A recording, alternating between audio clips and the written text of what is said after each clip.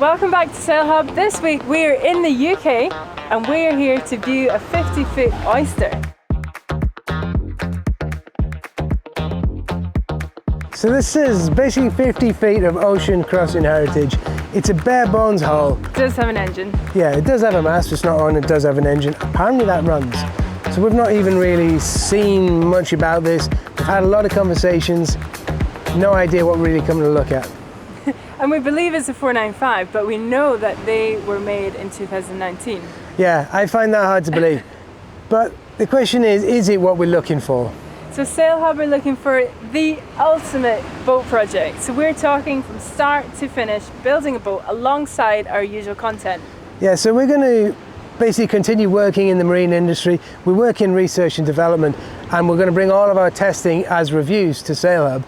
And what we need to make sure is the boat that we build is going to be capable of sustaining that for the next 15 or 20 years.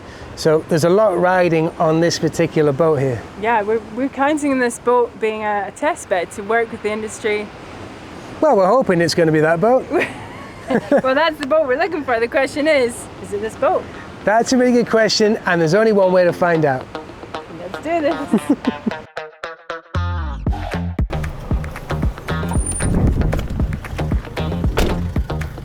All right, so what a day. We're here in Poole to look at the boat. Tension's high, we're pretty nervous. So I'll tell you a bit about this boat. She's Rob Humphrey's design hull. She's a 49 footer. And if that hasn't already put it together for you, this boat is an Oyster 49. She's just a shell, a hull and a deck. There's an engine in there, there's a generator, there's a bit of rigging, but we don't even know anything about it. I mean, as far as we know, this could be the wrong mast, the engine might not work. We haven't a clue. We have not got a clue. All we know is this boat was bought and then not finished, and it was taxied to its mooring. I mean, it's a dream. It's a dream come true, maybe. Maybe, I don't really know. We haven't a clue. We haven't a clue. All we can do is go and find out. I mean, in that, what an exciting day. Let's get this done. So we are just waiting to meet the owner. We said past, so we've got about 5 minutes. We just had a wander around the marina. Oh my goodness, I'm almost like jittery. I feel like I'm back 12 years old when I was doing an athletics race. I used to get butterflies in my stomach and all sorts. That is where I'm at right now. But today, Chris knows more about all this than me, obviously, with it being a bare hull.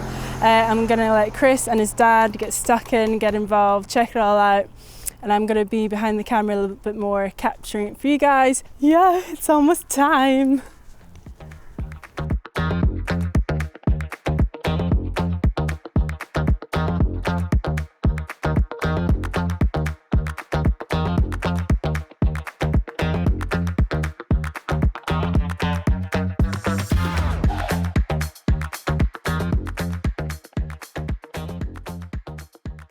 From the get-go, things didn't really add up. As soon as Chris saw the hull, the giveaway was, well, initially the age and wear on the gel coat. I mean, this was not a young hull. And then there was the tumble home, which has characteristics of an older boat. And on closer inspection, the gunnels had been modified to look like a more current model.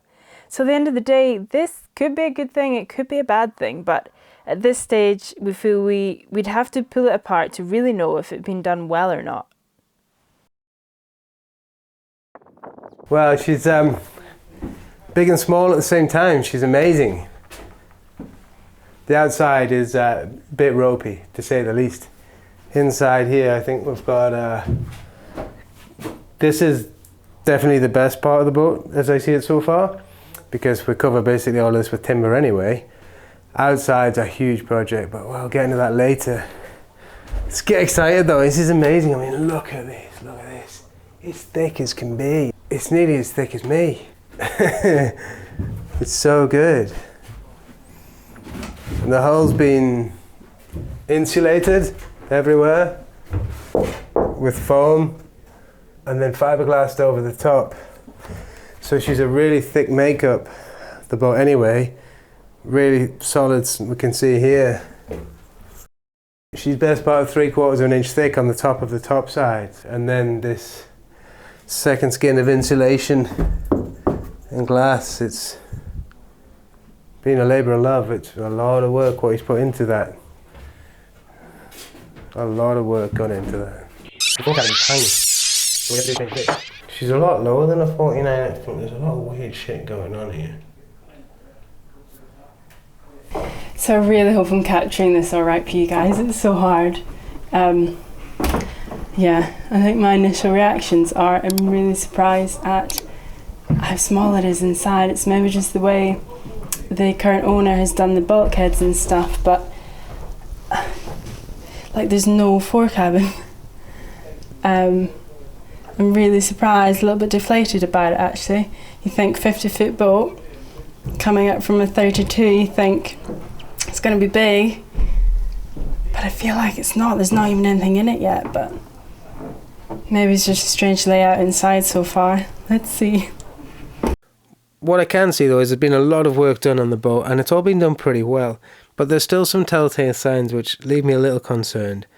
In the coach roof, which is the top of the boat, that's not attached properly, and there is exposed balsa wood, and there's no boat builder would do that. So when I look at that and then I look at the way the keel has been put together, I can see that this actually, it's not an oyster. Doesn't mean it's bad, it's just not an oyster. So you've got to have such a good imagination in here. Yeah, there's a lot to think about.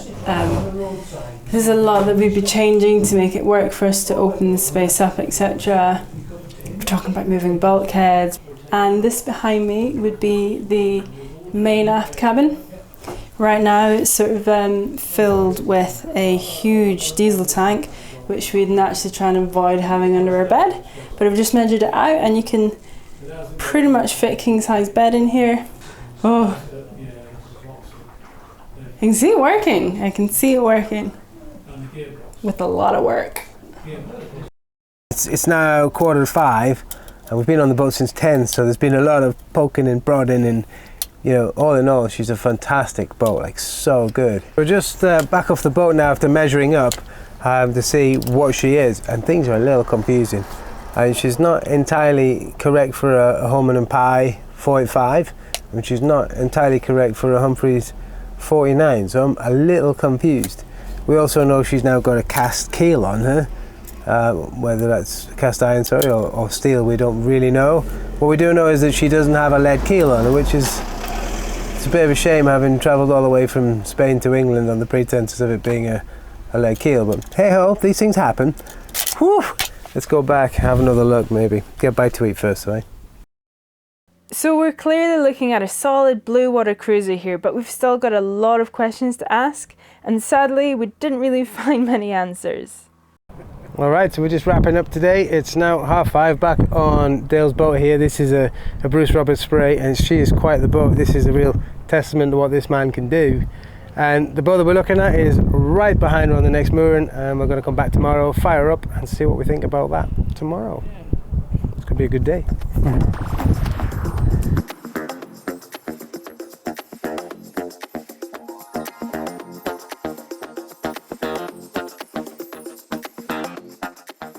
Yeah, it's mental. So these are what's drilled out before we put seacocks in, and this basically tells us how thick the hull is in various places, and what's really good is they're all numbered. So at this point I actually think I know what kind of boat this is, and we're waiting to hear back from the actual yacht designer for confirmation on that. So we're going to use the time wisely, get on the boat and have a look at the machinery. So check out this big old 6-cylinder engine, big old Perkins here, and see what we actually think about that, and also go and have a look and see what the rig looks like and see if we can find any information on the rig itself. All very important for a blue water cruiser, so let's see what we find. That is us got batteries off Dale's other boat to connect the engine to turn it over to check that she runs slick. The guys are just there doing a few checks before we turn her over. I've just come into the fore cabin area to try and make it a bit quieter, but actually it's so echoey in here. I apologise if the sound is all over the shop, but we will try our best to make it understandable for you guys. So yeah, I'm going to pop back and capture the firing up of the engine, see how she blows.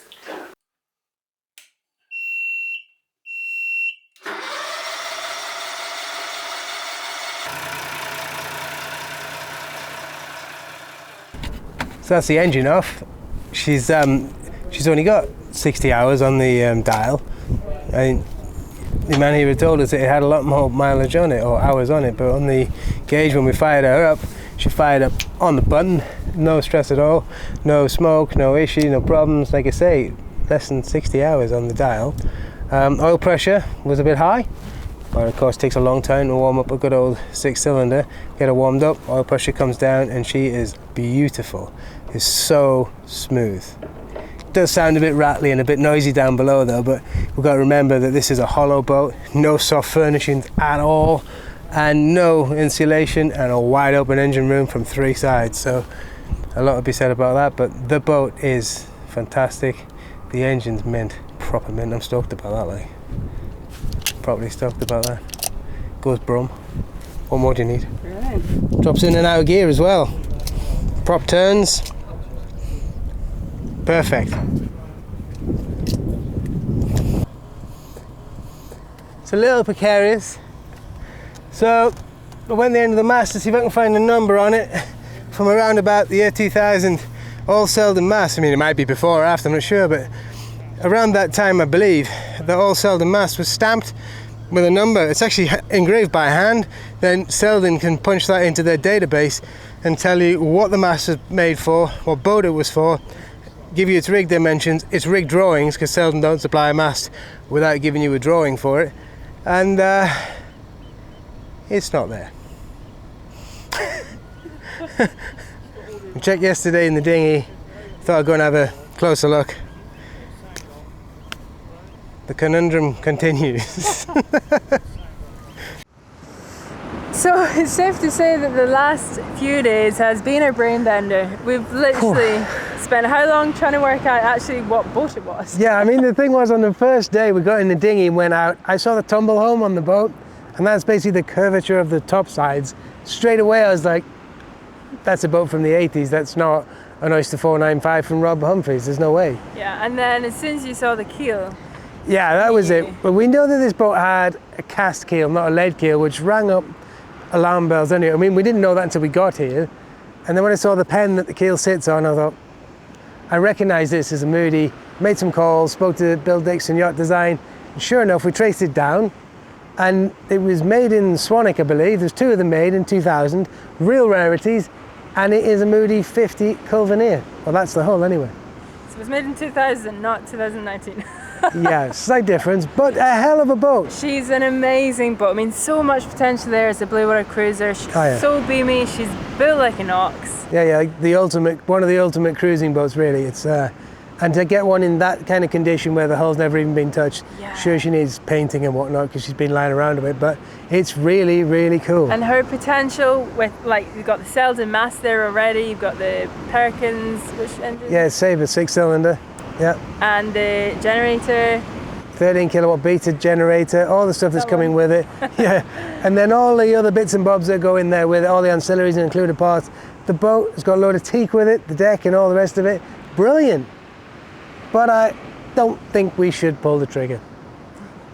She's not quite, I mean, she's got so much potential. Oh yeah. So much. And you want to make it work. And she could be an amazing project for someone. But for Sail Hub, we need something maybe a little bit lighter.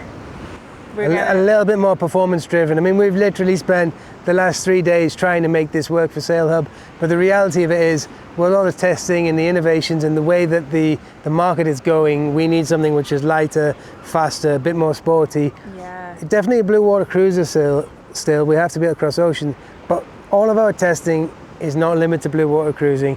We do stuff with, you know, companies with winches and clutches and racing stuff.